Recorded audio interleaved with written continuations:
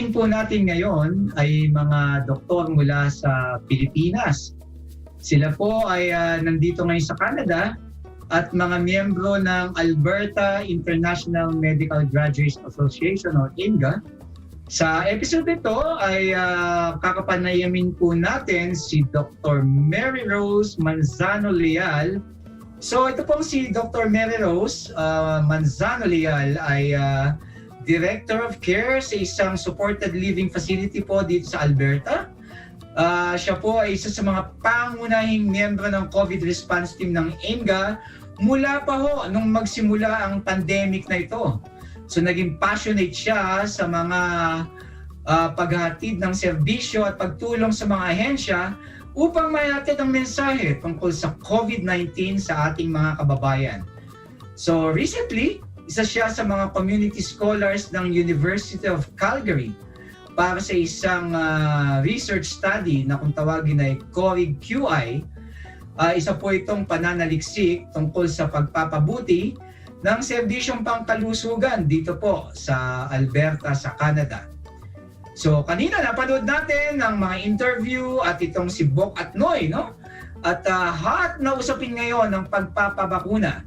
Marami nang nagpabakuna, may mga nag-aatubili pa, at may mga barriers sa iba. So buti na lang at pinaunlakan tayo ngayong sa palatuntunan ni Doc Mary Rose Manzano Leal. Hi Doc, kumusta po kayo? Buti naman sa Edwin, buti naman po. Okay, maraming salamat po. Doc Mary Rose, pwede niyo po bang ikwento kung ano po itong IMGA at paano po ito nakakatulong sa mga taga-Alberta? Ay, ang IMGA po, kagaya ng sinabi nyo, Alberta International Medical Graduates Association o Asosasyon ng mga international na doktor sa Alberta. Ito ay isang non-profit organization na tumutulong sa mga doktor na galing sa iba't ibang bansa para ma-integrate sila dito sa health system ng Canada. Maliban doon, tumutulong din ang aming grupo sa mga bagong dating na mamamayan o lahat na interesadong magkaroon ng karagdagang kaalaman sa pagkaintindi ng mga bagay-bagay na may kinalaman sa kalusugan sa pamamagitan ng mga videos nga, mga presentations, mga webinars at podcasts. Okay, maraming salamat po Doc Mary Rose at alam niyo po nakapanood na ako ng ilang mga materials nila sa kanilang website at talagang magaganda. Merong Tagalog, may Kapampangan, may Ilocano pa. Alam ko si Miss Mary Rose Ilocano, tama po ba? Tama po, ako po ay Ilocano. So sa mga Ilocano dyan, shout out ha. Okay, ito na po yung una kong mahalagang tanong sa inyo. Paki-explain nga po bakit po importanteng magbabakuna. Nakita nyo naman kanina yung video ni Bok Noy, di ba? Hesitant. Bakit po importanteng magpabakuna, Doc Mary Rose? Ay, sige. Ang mga bakuna na COVID-19 ay tumutulong sa ating katawan para palakasin ang tinatawag na immunity o resistensya para malambanan ng virus. Ang pagbabakuna ay simple, ligtas at epektibong paraan para maprotektahan ang ating katawan. Para maprotektahan sa iba't ibang klase pa ng mga sakit. Hindi lang naman ng COVID-19. Meron po tayong bakuna laban sa polio, para sa trangkaso at iba pang mga sakit. Ang pagbabakuna ay hindi lamang maprotektahan ang ating mga sarili, pati na rin ang mga ibang taong pumapalibot sa atin. Maraming klase ang mga bakuna at gumagana sila sa iba't ibang paraan. Ngunit sa kahit na anumang paraan, ang bakuna ay tumutulong sa pagbuo ng mga tinatawag na antibodies at memory cells at ito ang mga lumalaban sa mga virus. Oh, so ganun po pala ang bakuna, no? Naalala ko every year nagpapa-flu shot tayo at At ang bakuna nga ay nakatulong din para mawala yung ibang mga karamdaman kagaya ng polio. Oo. Tama po, no? kundi dahil sa bakuna ay hindi mawawala yung mga yan. Pero ang tanong ko po sa inyo, Doc Mary Rose, paano po ba gumagana itong mga bakunang to? Kasi yan yung medyo alinlangan ng iba nating mga kababayan at kaibigan eh. Sige. Dito sa Canada, may dalawang klase ng bakuna meron tayo laban sa COVID-19. Yun yung tinatawag na mRNA na bakuna at saka yung vector-based na vaccine. Yung mRNA, ito yung Pfizer-BioNTech at Moderna na bakuna. Yun namang vector-based na vaccine, ito yung AstraZeneca at Johnson & Johnson na bakuna. So explain ko muna yung mRNA. Sige nga po, medyo nalilito po yung ibang kababayan natin dyan eh. Sige. Yung M doon sa mRNA ay messenger. So ang ibig sabihin ng messenger, ang molecule na ito ay nagbibigay ng mensahe sa ating katawan. Dala nito yung replika o kopya ng spike protein na kahalintulad nung nandoon sa ibabaw ng COVID-19 na virus. Kapag meron ito, tinuturuan nito ang ating katawan upang labanan ang spike protein sa pamamagitan ng paggawa ng antibodies. Kapag meron na tayong antibodies, kapag andito na ngayon yung mismong virus ng COVID-19, meron na tayong antibodies na na-form para labanan ang COVID-19. At isa pa, maaalala ng ating katawan kung papaano labanan yung COVID-19 kasi na-expose na siya noon dahil sa bakuna. Yun yung mRNA. Okay po. Yung isa naman po, ano po yung isa? Yung isa ay vector-based vaccine. So, imbes na mRNA, ang magdadala naman ngayon o yung messenger na tawag natin ay adenovirus naman ang ginamit bilang messenger. So yung adenovirus ay ito ay isang klase ng virus na matagal nang ginagamit sa iba't ibang klase ng bakuna. Ang isang halimbawa nito ay ang virus na nagdudulot ng common cold or sipon. So dala ng adenovirus yung replika ng spike protein na kahalintulad nung nandoon sa COVID-19 na virus. Ito na ngayon ang magsasabi sa ating katawan at maghuhudyat na mag-respond na ang katawan para gumawa ng antibodies laban doon sa spike protein. Kaya kapag mismo yung COVID-19 virus na ang umatake sa ating katawan, meron na tayong antibodies at naaalala na rin ng ating katawan kung paano labanan ang COVID-19 virus. Kumbaga nakilala niya na, parang naalala kita. Parang gano'n, no? Opo. Kaya na kitang labanan. No, at tingin siguro maganda yung sinabi niyo na messenger. Tama po, di ba? Opo, messenger. Sanay na sanay tayo mga Pilipino diyan sa messenger eh. Kasi diyan tayo usually nag-uusap sa messenger, no? Correct. So, kaya mahalaga talaga tong bakuna na to at relate tayo diyan. Opo. Yung susunod na tanong ko po sa inyo, Doc Mary Rose, gaano naman po kabisa itong mga bakunang nabanggit ninyo? Itong mga, kasi iba-iba ho siya, di ba? Anong mga bisa po nitong mga bakunang ito?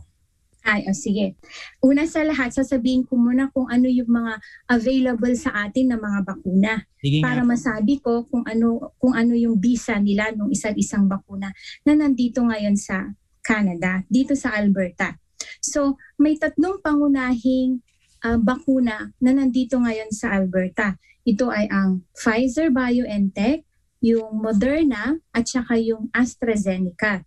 Natugunan ng lahat ng mga bakunang ito ang national na kwalifikasyon ng Canada at lahat ay ligtas at epektibo sa pagpigil ng seryosong karamdaman at kamatayan. Ang bisa po ng mga bakunang ito ay sa Pfizer meron siyang 95% na efficacy. Ang efficacy po ay yung bisa ng bakuna para i-reduce yung infection. So ito po yung percentage ng sa Pfizer. Sa Moderna naman, 94%, sa AstraZeneca, 67%, at sa Johnson & Johnson ay 66%.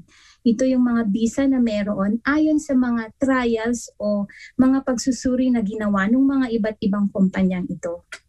Ano po yung ibig sabihin nung balance po? Halimbawa po kung 95, ano po yung 5% na yun?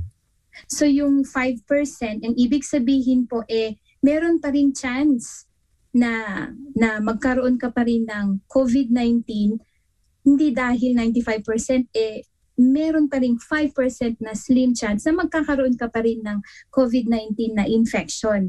Yung COVID-19 na infection naman, pag nakuha mo, kahit na meron ka ng 2 doses, nakikita sa clinical trials na mas hindi malubha ang nakukuha mong sakit galing sa COVID-19 dahil mayroon kang bakuna. Okay, ganun po pala yun, no?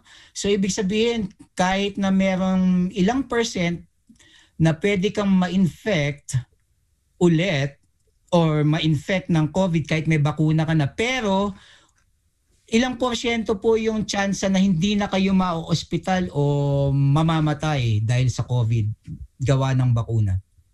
Sa mga clinical trials, ayon sa trials ito 100% ang nakita nila na pagpigil ng death at saka serious na illness galing sa COVID-19. Ito ay batay sa lahat ng mga nabigyan ng vaccine sa trials na ginawa ng Pfizer. Ngayon, lagi nating tandaan na ang efficacy or efficaciousness ng isang bakuna ay iba sa effectiveness. So yung efficacy kasi, ito, nakikita ito yung sa 95%, nakikita ito dahil nakokontrol nila yung kondisyon. Nabigyan ng isang grupo binigyan ng vaccine, yung isang grupo hindi binigyan ng vaccine. So kontrolado yung sitwasyon. Yung effectiveness, ito naman ay kung paano na nag-work yung bakuna in real life. So in real life, meron ng mga iba't ibang factors na hindi natin nakokontrol. Kaya kung minsan, yung efficacy ng isang bakuna ay iba pa rin doon sa effectiveness niya doon sa real world o sa in actuality, parang ganon. Okay, salamat po Doc Mary Rose, no? May kaugnay na tanong po ako diyan so kung bakunahan na po kayo, limbawa ng Pfizer, so gaano ho katagal yung hihintayin po para masabing talagang tumalab na ang bakuna sa aking katawan? May ganun po? Meron. So, at least 80% effective na siya, yung mostly ng mga bakuna na protektado ka na. Yun yung general percentage na nakikita nila na protection kahit sa first dose pa lang. Ngunit, kapag sa Pfizer, pag nakuha mo na yung second dose, 7 days, 95% na siya, effective days. na, protective na siya. 7 days on or at that day, makukuha mo na yung percentage na 95 effectivity or protection. And even then, meron pa rin yung 5% chance na makukuha mo. Kaya lang nga, kapag ikaw yung 5% na nakuha mo pa rin after 2 doses, ibig sabihin, mas lesser naman na yung effects niya. Kasi meron ka ng bakuna na nagbanayad doon, naging banayad na yung sickness mo, hindi ka na magkakaroon ng severe illness kasi 100%. Yun yung sa clinical trials. Pero syempre, ngayon dahil dumadami na yung mga trials, nakikita na nila na meron pa rin namang fatalities kahit na meron na silang 2 doses. So pwede pa rin po silang magka-COVID kahit na after ng 2 doses? Opo, pwede pa rin po. Kaya nga yung efficacy niya is 95%. So may 5% pa rin chance na magkaroon ka. Ang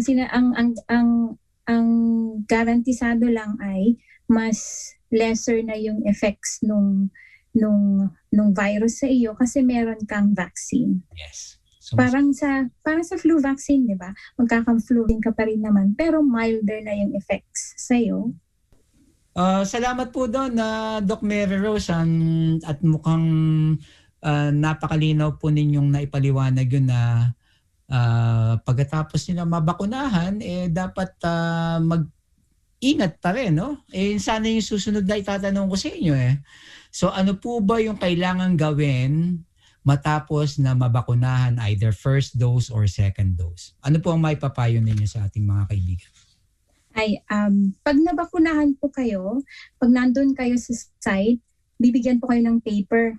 Tapos basahin nyo naman po yung papel para habang nag-aantay kayo, kasi importante na mag-antay kayo ng 15 minuto, 15 minutes para makita yung reaction ng bakuna sa inyong katawan. Dapat subaybayan ng inyong sarili sa maaaring mga side effects ng bakuna. Ang mga epekto naman ng mga bakuna ng COVID-19 ay karaniwang banayad lamang at nawawala pagkatapos ng ilang araw. So ano yung mga epekto na na-expect natin?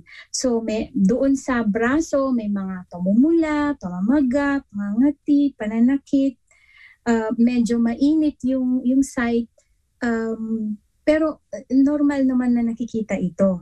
May pagkaramdam ng pagod at masamang pakiramdam, meron din yung pagsakit ng ulo, lagnat at panginginig, meron din yung pananakit ng katawan at kasukasuan, pamamaga ng mga lymph nodes kung minsan, nakikita talaga naman ito.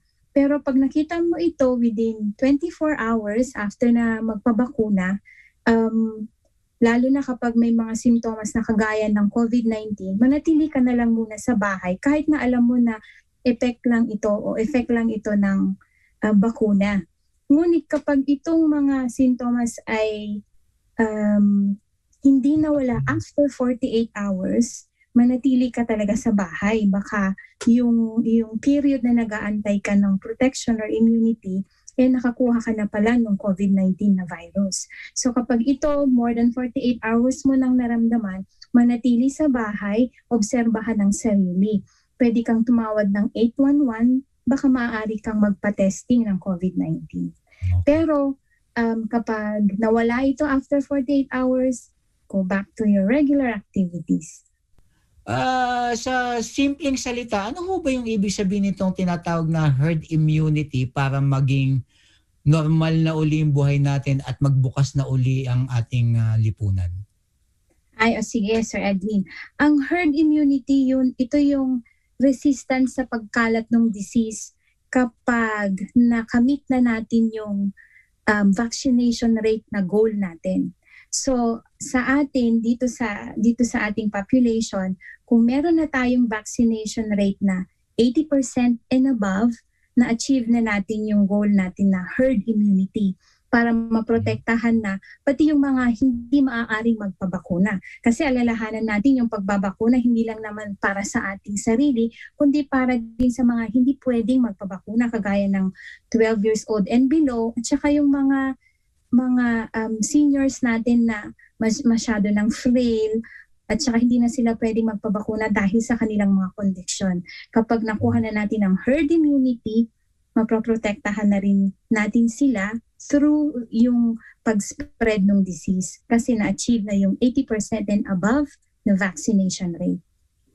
Salamat. Napakagandang impormasyon. Yung 80% po ba, dito lang po ba yan sa Alberta o kailangan sa buong Canada o sa buong mundo?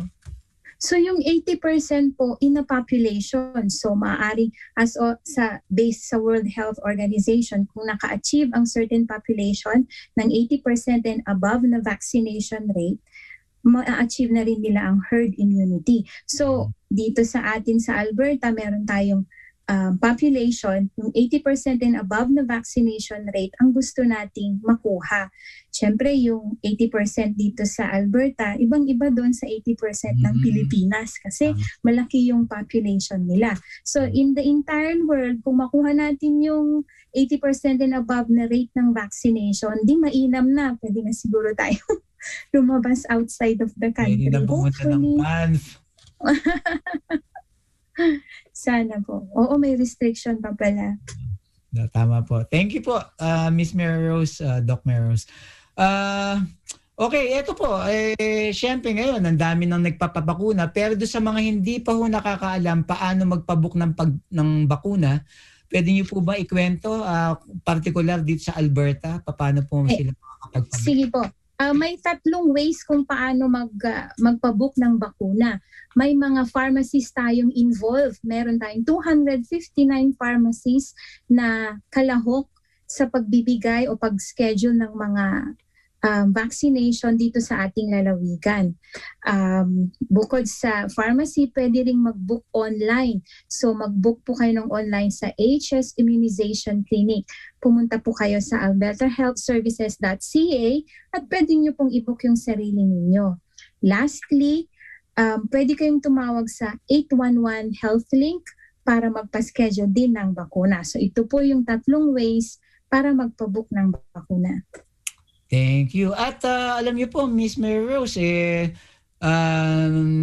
yung mga kaibigan natin mula sa Primary Care Network at Alberta Health Services ay may nabalitaan din po tayo na this coming weeks ay sisimulan na rin nila yung mga pop-up, yung mga community mga vaccination centers na walk-in.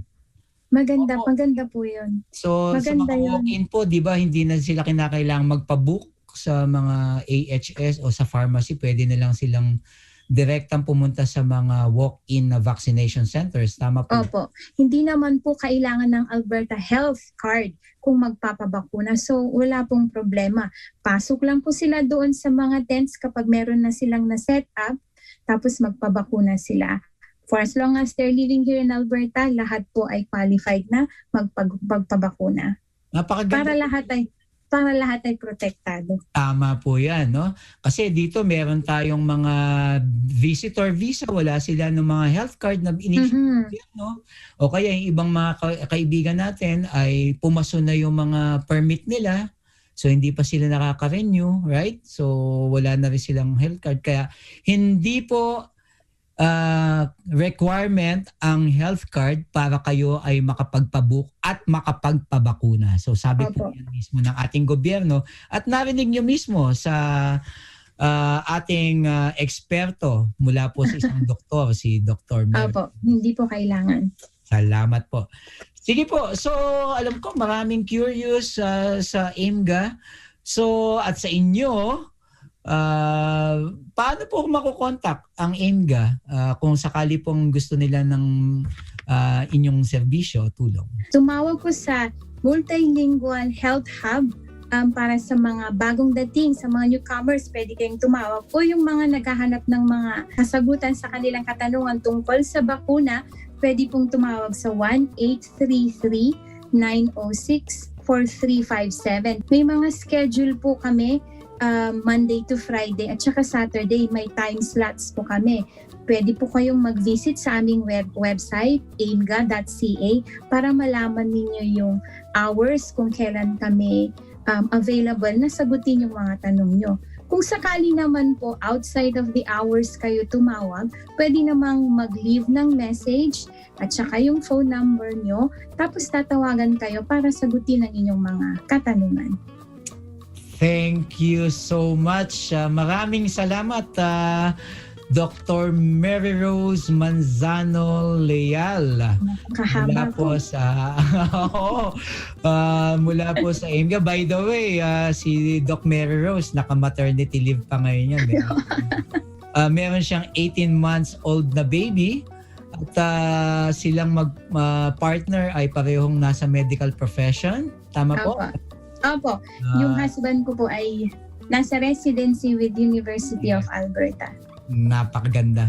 At maganda na marami tayong mga Pilipinong doktor na nandirito ngayon sa Calgary, sa Alberta, na maaaring makatulong sa ating mga kababayan. So maraming salamat po muli, Doc Mary Rose. At mamaya makakasama pa rin natin si Doc Mary Rose kasama ng dalawa pang kaibigan nating mga doktora mula sa AIMGA at para sa mga katanungan ng ating mga kababayan mula sa social media, mula sa mga messages na pinadala sa atin.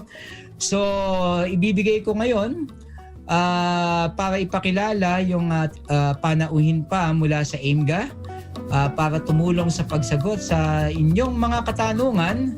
Pasok, kaibigang Lenny at kaibigang Erwin.